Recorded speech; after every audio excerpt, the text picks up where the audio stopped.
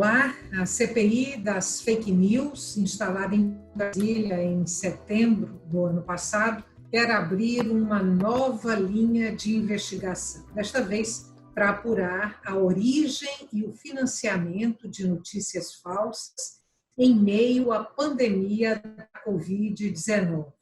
Para fazer também essa investigação, a CPI deve ser prorrogada até o próximo mês de outubro.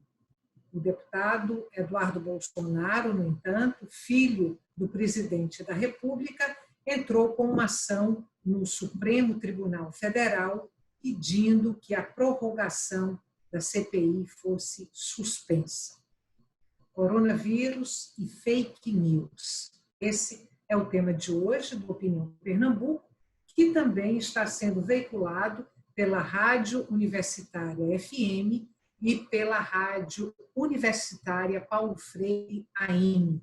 Eu converso com Cecília Almeida, professora do Departamento de Comunicação Social da Universidade Federal de Pernambuco. Cecília, muito obrigada pela sua participação hoje aqui no Opinião Pernambuco. Eu que agradeço o convite.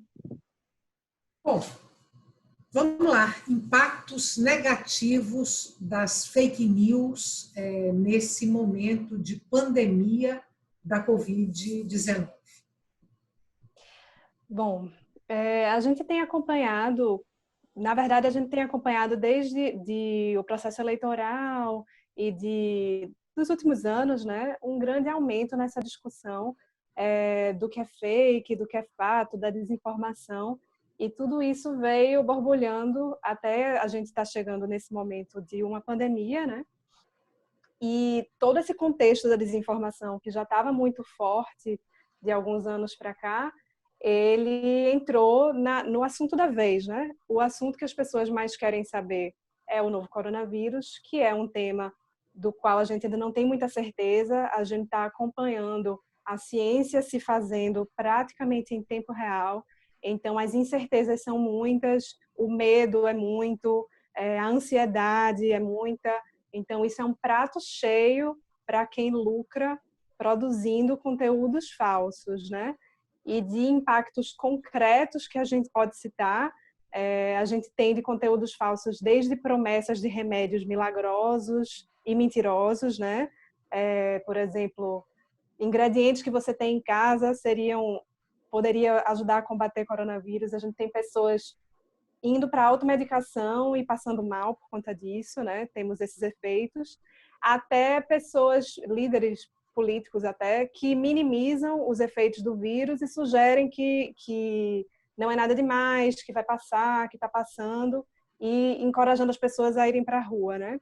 E aí também, como a gente ainda não sabe muito bem o que vem por aí, a gente só tem as medidas de prevenção como sendo a única forma segura de conter a pandemia, e todo esse processo de desinformação acaba atrapalhando que a gente possa ter esse momento sob controle, razoavelmente sob controle. A gente tem na área da saúde uma experiência recente de resultados negativos, comprometedores de fake news sobre as vacinas. Uhum. O Ministério da Saúde estava com campanha de vacinação para o sarampo e a poliomielite, se eu não me engano. E uma enxurrada de fake news fez baixar a procura pelas vacinas. Você acha que isso pode se repetir agora com as orientações das autoridades da saúde em relação à Covid-19 numa proporção ainda maior, já que você falou aí que é a ciência se fazendo em tempo real? Então, também os cientistas estão descobrindo que vírus é esse. Eu acho que sim, acho que a gente está acompanhando um movimento dentro dessas redes de comunicação alternativas, né, como o WhatsApp, YouTube. A gente tem acompanhado um movimento que ele é anti-ciência, né? Essa ideia do movimento anti-vacina ele é como posso dizer, uma forma de pensar que vai contra os fatos e vai contra as descobertas científicas, que desacredita das autoridades, desacredita dos discursos científicos, desacredita as descobertas, né? Então, quando tudo isso é questionado, a gente tem a gente cai numa improbabilidade muito grande do que pode acontecer, né? Por exemplo, um remédio que foi muito propagado nas últimas semanas como sendo uma resposta, uma solução milagrosa aí para o novo coronavírus, e algumas pessoas se medicaram, passaram mal, algumas morreram ingerindo esse remédio porque tomaram sem nenhuma orientação médica, né? E aí, estou nas farmácias, teve uma corrida das pessoas para comprar o remédio nas farmácias, ele acabou nas farmácias, ficou faltando para as pessoas que realmente precisavam dele. Então, a gente tem acompanhado uma série de fenômenos que têm ligação com essa ideia das fake news, da desinformação, e que o movimento antivacina já era uma sinalização de que isso poderia acontecer, né? Como as pessoas estão com muito mais medo, com muito mais ansiedade nessa situação de emergência, a tendência é que as reações sejam mais exacerbadas. Enquanto sociedade brasileira, quão vulneráveis nós somos a esse fenômeno das fake news? A gente é bastante vulnerável porque um dos principais vetores de circulação desses conteúdos é um aplicativo que a gente gosta muito, a gente brasileiro, que é o WhatsApp. Então, o Brasil tem o WhatsApp, todo mundo usa o WhatsApp para se comunicar, para se falar com a sua família. A gente gosta muito de usar, usa o tempo inteiro. E é por esse aplicativo que esses conteúdos falsos vêm. E aí o que acontece? A gente tem uma grande parte da nossa população que ela está conectada à internet, mas ela está conectada por um tipo de pacote de dados oferecido pelas empresas de telefonia, que dá rede social gratuitamente, mas qualquer outro tipo de navegação, ele desconta do valor da franquia. Então, o que acontece? As pessoas começam a usar o WhatsApp, porque é gratuito, como uma forma de se informar. Então, se vem um link ali, por exemplo, que a pessoa poderia confirmar aquela informação ou mais, ela não vai poder clicar, porque no que ela vai abrir, ela vai perder o direito dela da franquia de dados, né? Vai descontando os minutos que ela teria direito naquele mês. Então, a tendência que se forma por esse uso do WhatsApp e por essa relação de todas as desigualdades sociais que a gente tem aqui no Brasil e as desigualdades de acesso à internet que a gente tem, é que tem uma grande parte da população que acha que a informação é aquilo que ela está recebendo por essas redes, né? E que por uma relação de confiança com a pessoa que enviou, que às vezes é uma pessoa da família, é um primo, um tio, pai, mãe, né? Um melhor amigo, por vir de uma dessas pessoas que a gente tem uma relação muito próxima de amizade, a gente acaba não questionando e tomando aquilo como verdade, né? Então, acho que a gente está muito vulnerável pelas várias questões que passam pela maneira como a nossa sociedade se formou, né? E pela forma de que como todas essas desigualdades acabam interferindo nas diferentes maneiras que a gente tem de acessar e de confrontar uma informação. Você está ligada a um projeto Coronavírus em Xeque. Que projeto é esse? É monitoramento de fake news, é isso? A gente iniciou o Coronavírus em Xeque há 2 semanas, mais ou menos, e o projeto ele é uma iniciativa do Programa de Pós-Graduação em Comunicação da Universidade Federal de Pernambuco, em parceria, em articulação com a Paulo Freire, a Rádio Universitária, e com o Observatório de Mídia, que é um programa de extensão de lá do Departamento de Comunicação. E aí a ideia, o que a gente tem feito, é um monitoramento de redes sociais, em primeiro lugar, a partir de algumas palavras-chave que estão sendo muito faladas, estão sendo muito tema de controvérsia e de dúvida. Um dos pesquisadores associados ao Coronavírus em Xeque, que é o Igor Henrique Dantas, ele faz um balanço, um acompanhamento do que é que está sendo desmentido nessas agências de checagem. E aí tudo isso, todo esse apurado que a gente faz durante a semana se transforma em programas de rádio e um podcast também que está disponível nas redes, além de relatório de pesquisa, artigos, enfim. Além de iniciativas como essa aí de vocês, né, do coronavírus em xeque, mas de um modo geral, como é que as pessoas podem se prevenir em relação às fake news? Quais são as medidas de proteção em relação a essa máquina veloz e voraz de produção de notícias falsas? Uhum. Antes de responder, eu queria só aproveitar a pergunta para comentar que quando você diz máquina, é uma máquina mesmo, é uma indústria que lucra com isso. A gente tem isso sendo propagado, inclusive, de forma automatizada, com o auxílio de robôs, por exemplo, né, que estimulam, potencializam a circulação desses conteúdos, fazem ele ter um alcance maior do que eles teriam se não houvesse esse estímulo artificial, né? E a primeira maneira que a gente tem de se prevenir é duvidar sempre, não compartilhar uma informação antes de certificar que aquilo é uma informação que procede, que é verdade. Então, você recebeu uma informação no seu WhatsApp, ou no seu Twitter, ou no seu Facebook, não compartilha, né? Vai um pouco além, lê mais profundamente e vai conferindo se aquilo é verdade ou não. E aí, maneiras que tem da gente conferir se algo é verdade ou não. Primeiro, pega aquela informação que você recebeu e coloca num buscador como o Google, um sistema de busca que você use, e vê se aquela informação já foi desmentida como boato. Como hoje tem muitas agências de checagem de fatos, o próprio Google está engajado no combate às fake news.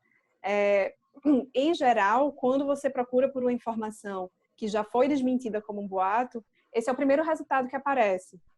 Você já vai ver lá, é boato, é mentira, é fake. Então, essa busca inicial já pode te ajudar muito a desvendar se uma informação é verdadeira ou não. Outras formas que a gente tem de fazer é prestar atenção qual é a fonte dessa notícia, se outros jornais estão falando sobre aquilo, se está sendo um assunto discutido na imprensa, né, nos jornais, na televisão, se aquilo já apareceu em outros lugares, se tem uma fonte falando, uma pessoa que se responsabiliza por aquela afirmação, né? Alguém que afirma aquilo, e aí vê se aquela pessoa existe de verdade. Enfim, nesse contexto de coronavírus, todas as autoridades, as entidades de saúde, elas têm advertido que elas não utilizam o WhatsApp como meio de comunicação. Então, às vezes a gente recebe um texto lá no WhatsApp sem nenhum link, mas está lá assinado pelo Ministério da Saúde ou por uma outra entidade. Essas entidades já afirmaram publicamente que elas não usam o WhatsApp como meio de comunicação, elas não enviam áudio pelo WhatsApp. Então, uma maneira de verificar essas informações é recorrendo aos canais oficiais disponibilizados por essas entidades, os sites oficiais, os jornais, enfim. E a partir daí você vai conseguir identificar se aquela informação duvidosa é verdadeira ou não. Considerando que a pandemia envolve aí saúde pública, né? E não só saúde pública no Brasil, mas é uma questão planetária, notícias falsas podem implicar na vida ou na morte de muitas pessoas. E assusta de alguma forma que a gente tem aqui no Brasil uma máquina veiculando esse tipo de informação que pode matar pessoas? Sim, no mínimo colocar a vida das pessoas em risco, né?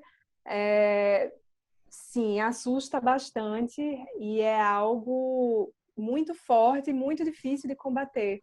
A gente mencionou agora algumas dicas que são do ponto de vista do usuário, né? O que é que o usuário que recebe a informação pode fazer.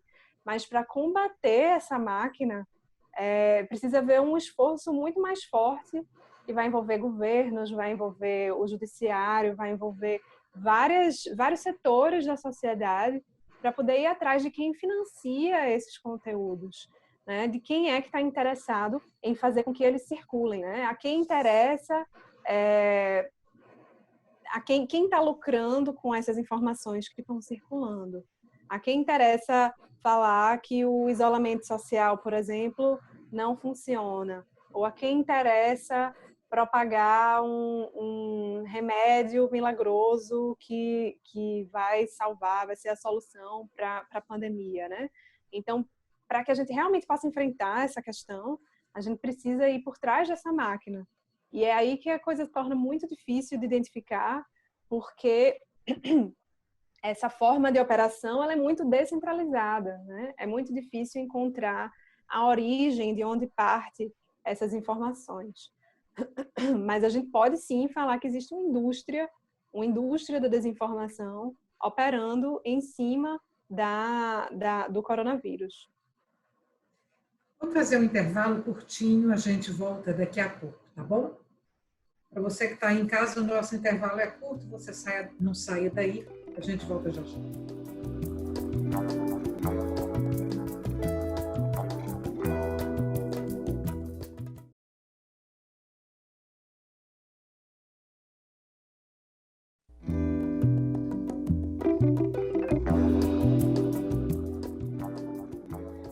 Estamos de volta para o segundo e último bloco do Opinião Pernambuco. Nós conversamos hoje sobre o fenômeno das fake news em plena pandemia do novo coronavírus, que já infectou no Brasil mais de 40 mil pessoas. A entrevistada do nosso programa é Cecília Almeida, professora do Departamento de Comunicação Social da UFPE. Opinião Pernambuco também está sendo veiculado pela Rádio Universitária FM e pela Rádio Universitária Paulo Freire AM.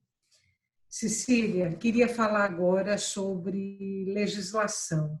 Tem uma legislação específica para tratar de fake news ou não? Veja, se a gente for olhar muito a rigor, né, a legislação que a gente tem em relação aos crimes contra a honra, calúnia, difamação, injúria, elas poderiam ser aplicadas para a maior parte dos casos em relação a fake news, porque o boato ele está relacionado normalmente a um desses delitos, né? Mas a legislação antiga ela acaba não dando conta desse nível de repercussão e dessa quantidade de atores que a gente tem envolvidos no processo da circulação do boato, da desinformação, né, da mentira. Então, quem compartilha também é responsável, de certa forma, quem cria, enfim, são N fatores novos que a gente vê que a legislação não conseguiu ainda acompanhar. E aí se tem tentado iniciativas de projetos de lei que criminalizam a circulação das notícias falsas. Agora, tudo isso tem que ser visto com muito cuidado, porque a criminalização somente, ela pressupõe que vai ter alguém que vai determinar se aquilo é mentira ou não. E aí a gente pode embarcar em outro problema, né? Que é a afronta à própria ideia de liberdade de expressão. Eu posso desenvolver um pouco mais essa ideia, né? Mas, falando muito rapidamente, hoje a gente tem uma imprensa alternativa funcionando que pode ser criminalizada por esse tipo de lei, né? Ela não necessariamente está publicando desinformação, mas se ela publica alguma informação que é desinteressante para quem está no poder e para quem define o que é ou não é fake news, aquele veículo pode acabar sendo punido, criminalizado, enfim. Então, a gente tem que encarar todas essas iniciativas, elas são importantes, a gente precisa debater isso, o Congresso, o Legislativo precisa acompanhar esse processo esse fluxo de informação, né? Essa pandemia de desinformação, mas a gente precisa acompanhar isso com muito cuidado, com muita cautela, para que o resultado disso não acabe sendo uma afronta a direitos adquiridos, como o da liberdade de expressão. A investigação, a quem compete? A investigação, isso talvez eu não possa responder muito bem, porque eu não sou da área de direito, né? Mas uma desinformação pode ser denunciada ao Ministério Público, à Delegacia de Crimes Virtuais, enfim. E aí esses órgãos se encarregam de encaminhar a investigação. O Coronavírus em Cheque, que é esse projeto do qual você faz parte, vocês monitoram o uso político das fake news, ou, invertendo aí a ordem, criar fake news para fins políticos? Isso está no campo de observação de vocês? Talvez esse seja o principal campo de informação da gente.